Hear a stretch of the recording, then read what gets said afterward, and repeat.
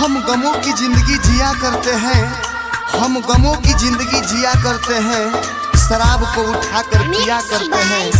लोगों के जिंदगी में अनेकों लड़कियां आती जाती रहती हैं, लेकिन हम एक ही लड़की का इंतजार किया करते हैं, किया करते हैं।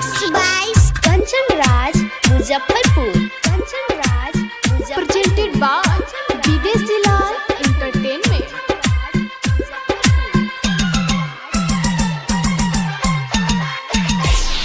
दारू बनल सहारा हो, दिल रोता है बेचारा हो।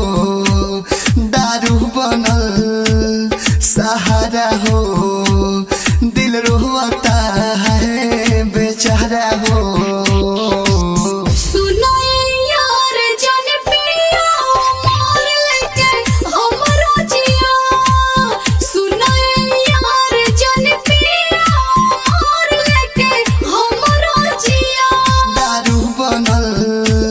सहारा हो, दिल रोता है बेचारा हो।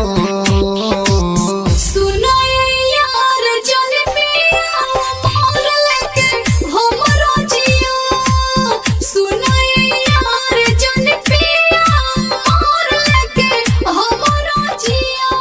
Presented by Videshi Lal entertainment. Mix by Kanchan Raj Muzaffarpur, Kanchan Raj Muzaffarpur, Balaji recording studio Jadavpur.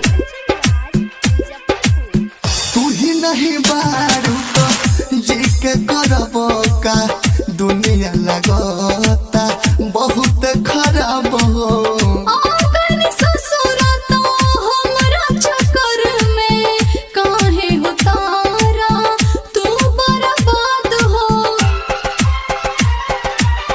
तू ही नहीं बारू तो जी के करबो का, दुनिया लगता बहुत खराब हो।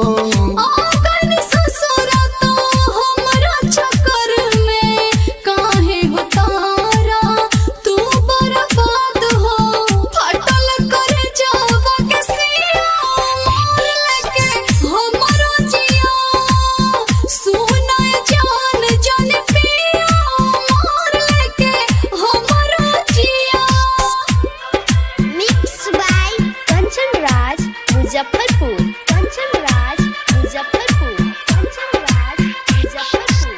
दूरगस पे दरदी अनसुक जानम गइलू तू हो, काहे रुला के। खुश न पानी तोहरा चलते, याद विदेशी के लगिया के। दूरगस पे दरदी के समुरारी के तुम गइलू काहे रुला के।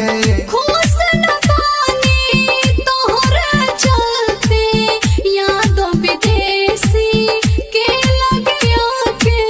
जवन बुझाई गमती हो मोर लेके हमरो जिया, सुनाई जान जन पिया मोर लेके हमरो जिया।